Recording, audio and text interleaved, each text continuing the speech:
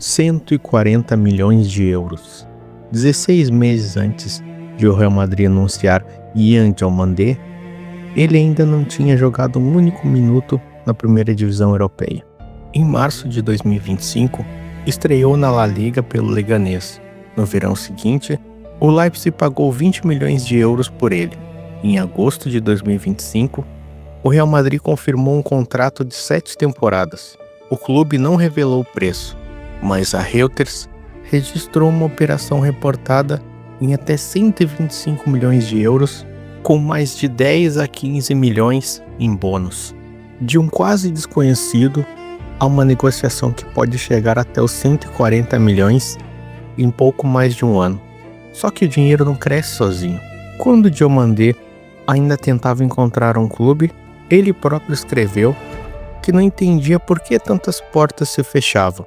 Segundo ele, os adultos cuidavam de tudo. Anos depois, quando seu valor explodiu, antigas relações de representação, desenvolvimento e direitos comerciais passaram a ser discutidas em tribunais, na FIFA e em negociações de milhões. Então, essa história não é apenas sobre quanto Diomandé passou a valer, é sobre o que aconteceu ao redor de um talento quando o mercado percebe que aquele garoto pode valer uma fortuna. E para seguir essa história, precisamos seguir duas coisas ao mesmo tempo: a bola e o dinheiro. Antes dos contratos e das cifras, havia Abidjan. Diomandé contou ao The Players Tribune que cresceu numa casa onde dormiam 25 pessoas. Tinha uma camisa falsa do Manchester United e escreveu Ronaldo 7 nas costas com um marcador. Aos 9 anos, foi jogar no Interfoot Sud como perto da fronteira com Gana. A irmã mais nova, Roxane, era uma das pessoas que mais acreditavam nele. Diomandé brinca que aos 10 anos, ela já agia como sua agente. Roxane faleceu aos 15 anos de idade. Ela faleceu após ingerir uma substância tóxica colocada em sua bebida durante uma festa na Costa do Marfim. E então, aos 15 anos, Diomandé atravessou o Atlântico. E em setembro de 2022, chegou à DME Academy, na Flórida. Falava francês, quase não falava inglês, e dividiu o quarto com James Elilda. A ESPN relata que os dois usavam gestos simples e depois o Duolingo para aprender o idioma. O futebol, porém, acelerou a adaptação. Diomandé treinou em clubes como Chelsea, Crystal Palace, Bournemouth e Rangers. Também passou pelo Colorado Rapids e o Charlotte. Havia interesse. O talento era evidente, mas o contrato profissional ainda não. No texto dedicado à irmã, ele recorda que ninguém explicava por que os clubes diziam não. Ele era jovem, viajava, treinava e esperava, e os adultos resolviam o resto. Quando o visto terminou, voltou para a África. Poucas semanas depois, surgiu o Leganés. Essa passagem é importante, porque muda a pergunta. Até ali, o problema era conseguir uma oportunidade. E a partir dali, começamos a enxergar a estrutura que conectava academias, investidores, clubes e pessoas responsáveis por conduzir a carreira de um adolescente. E quanto mais perto Diomandé chegava de um clube de elite, mais valiosas essas conexões poderiam se tornar.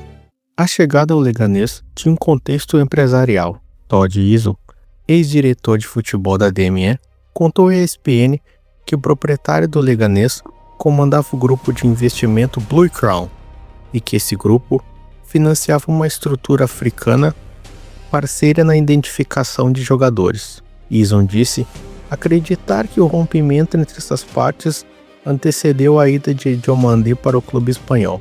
Essa é a versão de Eason. Ela não prova que alguém era dono do jogador. E essa diferença é fundamental. A FIFA proíbe a propriedade por terceiros de direitos econômicos sobre futuras transferências de jogadores. O que aparece documentado na história de Diomandé são relações de desenvolvimento, representação e direitos comerciais que mais tarde seriam contestados. No campo, entretanto, tudo avançava rápido demais.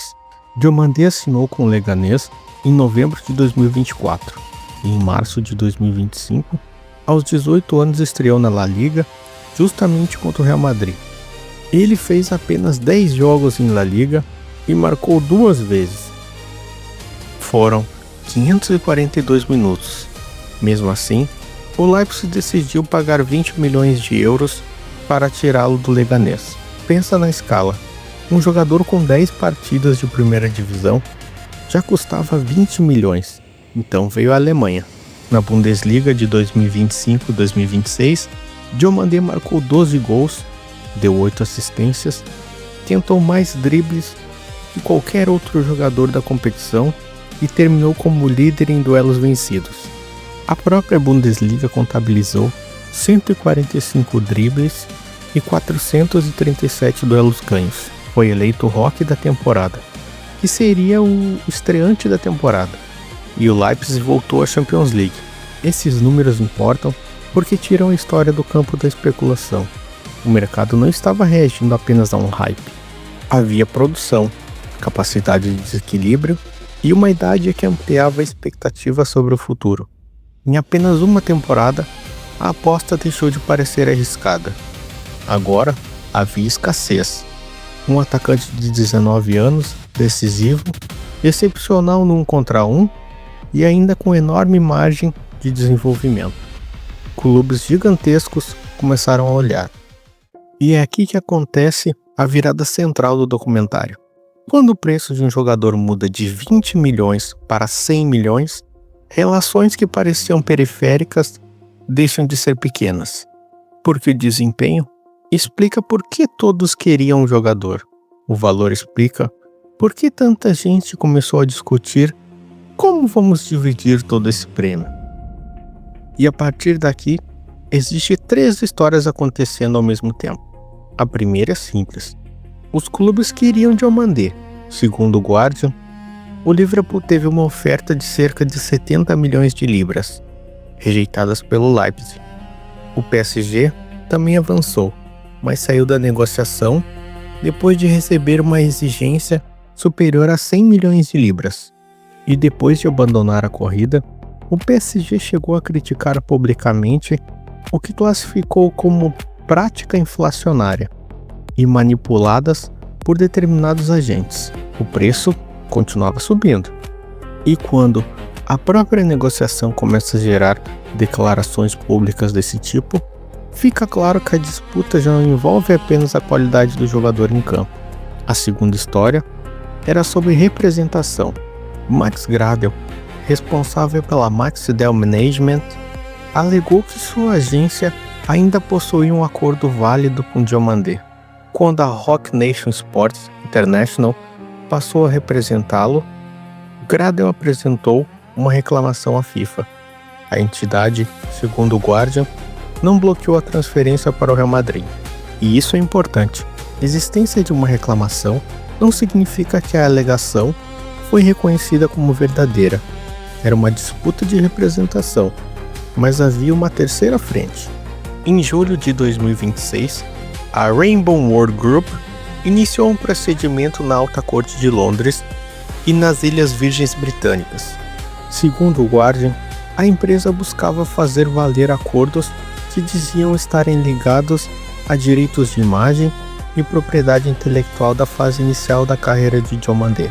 Não era uma reivindicação de propriedade sobre o jogador, era uma reivindicação comercial. E agora, observe o desenho completo. De um lado, Liverpool, PSG e depois Real Madrid, disputando aquela contratação. E em outra frente, Maxidel, questionando quem tinha direito de representá-lo. E em outra, a Rainbow, reivindicando direitos comerciais que dizia terem origem no desenvolvimento inicial do jogador. E no centro de tudo isso, o mesmo ativo esportivo ficando mais caro a cada mês. Foi então que entrou o Real Madrid. E em 6 de agosto de 2026, o clube confirmou Diomandé até julho de 2033. O clube não divulgou os valores. A Reuters registrou que a imprensa espanhola falava em até 125 milhões de euros, com mais 10 a 15 milhões em bônus. E é daí que vem o número dessa história. podendo chegar até 140 milhões de euros. E os valores ao redor da operação não terminavam no preço pago ao Leipzig. O Guardian informou que a Roc Nation teria sido reportada como potencial beneficiária de até 17 milhões de libras em comissões de honorários. A agência não confirmou publicamente esse valor na reportagem. Agora, a thumbnail finalmente se explica. Todos queriam, só que não todos a mesma coisa. O Leipzig queria vender pelo maior preço possível. Os grandes clubes queriam contratar um jogador jovem, mais valorizado do mercado. A Maxidel reivindicava a representação. A Rainbow reivindicava direitos comerciais. A Roc Nation representava a Diomandé na conclusão do negócio. Esses interesses não formam, pelas evidências disponíveis, uma conspiração única. E justamente por isso que a história fica mais interessante. Não é preciso imaginar uma sala secreta com todos agindo juntos. Basta observar como o futebol moderno funciona quando um talento multiplica seu valor em pouco tempo. Cada etapa anterior da carreira pode deixar contratos, relações, direitos, expectativas e pessoas que acreditam ter participações naquele caminho. Mas quando um jogador vale pouco, algumas dessas relações parecem pequenas. Quando ele pode movimentar 140 milhões, tudo muda de escala. E existe um contraste cruel nessa história. No texto para Roxane, Diomandé escreveu que no Leganés enviava seus ganhos para casa e chegou a viver no centro de treinamento e passou a enxergar o dinheiro como um peso. Diz que não queria casa grande nem carros. Queria jogar futebol e honrar a irmã. Enquanto isso, o mercado fazia exatamente o oposto. Tentava colocar números cada vez maiores ao redor dele. O desempenho era real. A valorização também era real. As disputas documentadas também.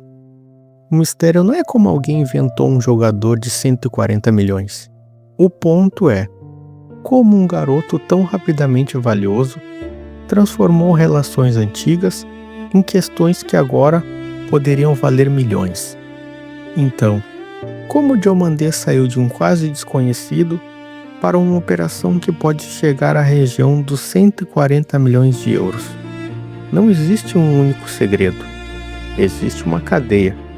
Talento descoberto cedo, formação na Costa do Marfim, mudança para os Estados Unidos, testes na Europa, uma oportunidade no Leganés, 10 partidas suficientes para o Leipzig apostar 20 milhões e uma temporada na Bundesliga suficientemente forte para transformar potencial em escassez.